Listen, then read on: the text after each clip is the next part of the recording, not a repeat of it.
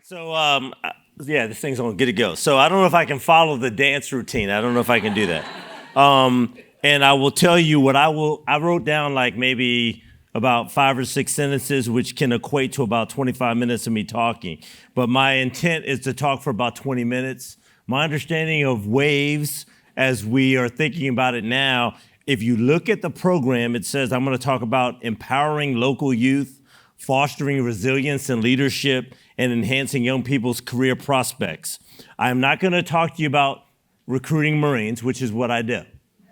What I'm going to talk to you about is kind of human capital, which is what we're all dealing in, right? We're all getting it from the same place. One thing I want to explain to you, though, that is different for all the military services and the public sector in general is that when you're in the private sector, even if you're nonprofit, you hire people and you screen people to do a thing that you need to have done. We are not afforded that opportunity. In other words, I don't pick people who come to my unit. They appear there. And once they are there, I can't go, you don't fit very well for this, go away. So because of that, it causes me to have a different framework of leadership and how we approach what we're doing. Because we're not talking about hiring 10 people. We're talking about, I'm in charge of all the recruiters for the Marine Corps west of the Mississippi, in Alaska, Hawaii, and Guam. All of those people who choose to take the challenge then come to MCRD San Diego. What that turns into is into about 17,000 young people every fiscal year, approximately. So if you're at the industrial level, your approach to empowering or developing talent is restricted to that model of you're going to get people who have signed up, who have talents, who are growing. And my population for the Marine Corps, we recruit between the ages of 18 and 23. We don't go higher than that without a waiver because of the physical demanding nature of how we do recruit training and how we train Marines. But if you think about that age group, that is high school, college, graduate level, and college participant, that group of young people that we're all actually looking at. We're all looking at them together to do stuff, right? The other way I want you to think about this is I view service is service. In other words, service to your community can take a lot of different forms. A lot of times people look at me and say, thank you for your service. And I go that, one, you're worth it. But the other thing that I try to tell people is that if you're serving in any way, shape, or form in your community, you're doing something very similar to me. I've just chosen that I can do it under a different set of circumstances. Let's just put it that way, right? So I feel that I'm inclined to where I can do that in a different set of circumstances better than the next person, or at least I believe I can. And because of that, I do it in that framework. But to tell you the truth, it's all the same thing. We work with what we got. And what it starts with to me is you have to develop trust. Then you need to inspire. And then after you develop trust and inspire, you need to train them to do what they need to do. And generally speaking, I just talked to a group of young people today, and I told them, I said, set goals. We always tell them to do that, right? But I tell them to fall in love with the journey. Because the goal can be something that you miss. But the real work that develops the human is happening during the journey. It's their process. It's the discipline that they apply. It's the ability to be open-minded, to learn, to be taught, that are the things that are critical. So how do we do this in the Marine Corps? You might be like, hey, so what do y'all do in the Marine Corps? Because I always have to tell people, I got to let you know a secret. We recruit human beings. So because we do that, there could be anybody in this room could point to some article or some scenario where a Marine is being a human. They're not robots. We don't need to do any special controls. So what do we do at boot camp? Here's what we do.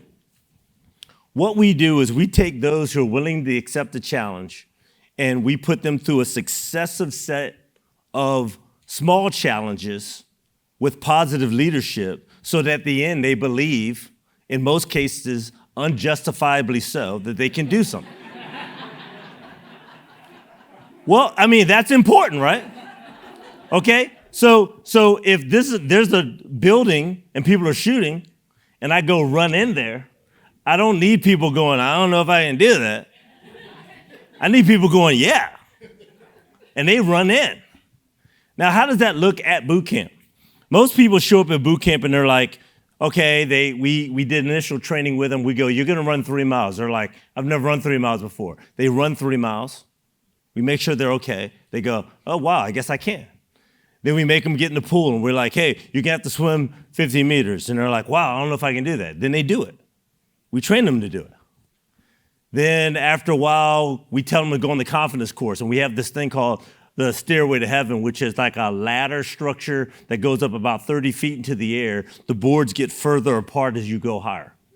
They have to go to the top and go over. We got mats around it and everything. We're not trying to harm them. But what happens is when they first look at it, it's very imposing. But then we yell at them and they go over the top. Am I right? Now, while we're yelling at them, they're upset. But when they get on the opposite side of the obstacle, they go, wow, I did it. We have a rappel tower. We throw the ropes over the side and we attach them to it. And we go, you're going to go down that rope. There are recruits up there that are like, there's no way. Then they go down it. So at the end of boot camp, I usually talk to the honor graduates that we have, and I ask them a question. I go, okay, you made it through this and you did better than everybody else. What can you not do? And they look at me and they go, there's nothing I can't do, sir. And I go, exactly.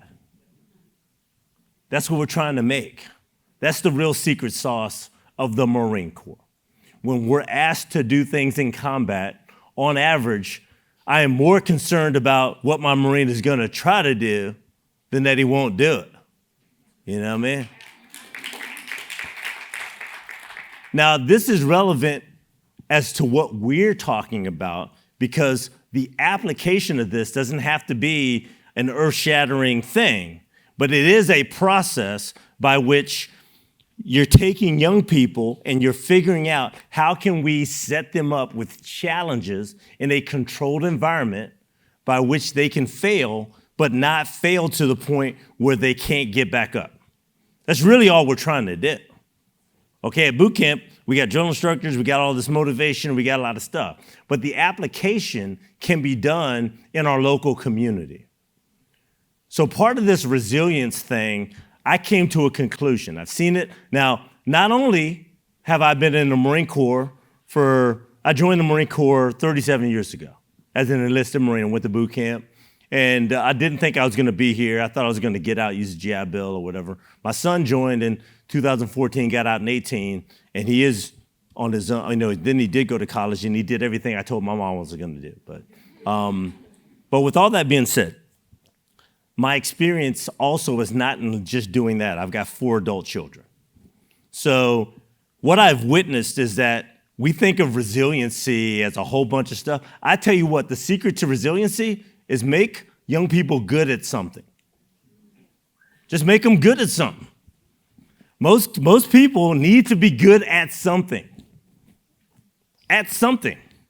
They need to have something they can fall back on that they own and they go, I'm good at that. And if I am, I'm not so bad. I might be bad at that, but I'm good at this. That's been my experience with my kids, and it's also the experience with my recruiters and my drill instructors. When they are good at their job, they are far more resilient to the challenges of their job. When their self-perception is that they are good at it. So think to yourselves, imagine just being at work all day and somebody says, you suck all day. And you're there all day, and you have a significant other, dog, whatever you got at home, they come home and they go, where you been all day? What's going on? Why aren't you participating here? What's going on?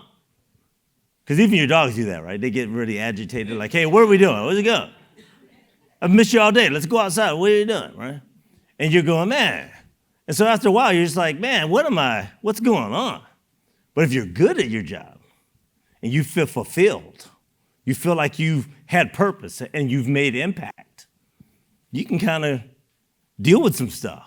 You're like, okay, that's really what our young people need. And I'm one of those parents, I'm one of those Generation Xers where I wanted my kids to have it better than me.